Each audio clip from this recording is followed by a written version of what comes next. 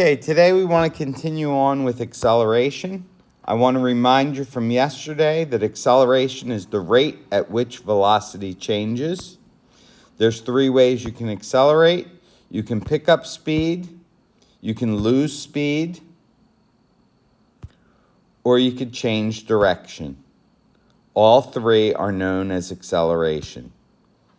Remember, when you accelerate, your body tends to move around inside the car. So if you are turning to the left, your body's going to move to the right. If you're speeding up, your body's going to move backwards. And when you're slowing down, your body's going to move forward. Here we see Mr. Manton accelerating. Each frame, he gets farther. He travels farther than he did in the previous frame. So he's picking up speed. We learned about motion graphs.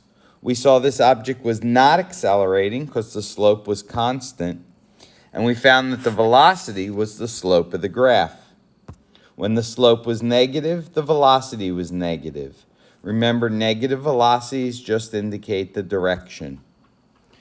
Here we had our object doing 5 different things. So in region A, it was stopped. In region B, it was gaining speed. C was a constant speed. D, we were losing speed. And E, we were at rest once again. We learned the formula for acceleration. Acceleration is the rate of change of velocity. So it's the change in velocity over time. We did a math problem where we found the acceleration of a car. We want to plug in the change in speed of the car, the time it took to change speed, and that will get us our acceleration. And that's measured in miles per hour per second. It tells us how much the speedometer of the car goes up each second. How much speed does the car gain in 1 second? If our acceleration is negative, that just means we are losing speed each second. Today we want to look at some more motion graphs. So quick practice from yesterday. There should be a PDF posted with your work today. You can print that out and just practice some of the things we do in class.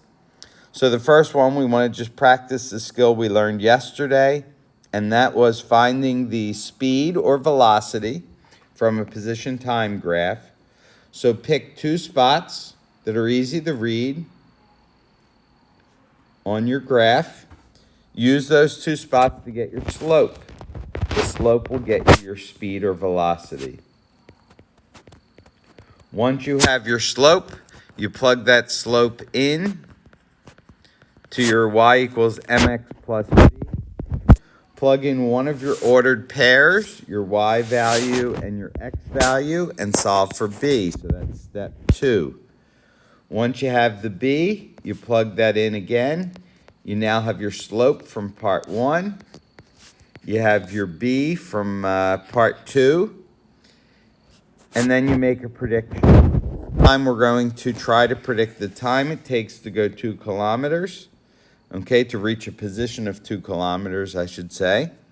So plug 2,000 in for your position and solve for time. All right, so same thing we did yesterday, except now we're going to try and predict time instead of predicting position. Okay, first new thing we want to do today is get the instantaneous velocity from a graph. So here we have a car that is accelerating. So its speed and velocity are changing at each moment in time. So in order to find the instantaneous velocity, what we need to do is we need to pick the spot we're interested in, maybe the 7-second mark, and to find the slope at that particular moment, you want to turn your curved line into a straight line that has the exact same slope as your curve at that moment in time.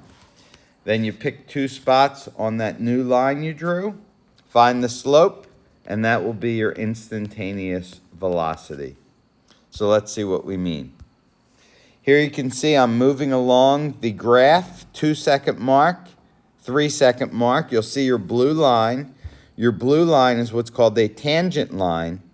It's a line that has the same slope as your curve line at that particular moment in time. So I place it on the time I'm interested in this case, the 10-second mark. I pick my 2 spots, and I use those 2 spots to find speed, and that's what we call the instantaneous speed or the instantaneous velocity if we include a direction. Okay, I'm going to ask you to try one of these on your own. So this should be on the PDF that you printed out. You want to do it at the 7-second mark. So try to get a ruler or some kind of straight edge. Try to draw yourself a tangent line right on the curve. So I didn't do it right because I didn't want to cover up the red curve. But draw a line touching the curve with the same exact slope as the red line, as the red curve at the 7-second mark. Pick 2 points on that line, just like I did here, and find the slope. All right, so good luck with that. Next, we want to find the acceleration from graphs. So again, if you have a graph that's constantly changing slope, like this one, we know our object is accelerating. So how do we find that acceleration? So you pick any 2 times. I'm going to pick 3 and 7. I could have picked anything. Pick ones that are easy to do. So at the 3-second mark, I draw my tangent line. I pick out 2 points on the curve, and I find my slope. There's my slope. That's my speed. I then move to the 7-second mark. I pick 2 spots. I get my slope. That's my velocity. I now have 2 velocities and 2 times.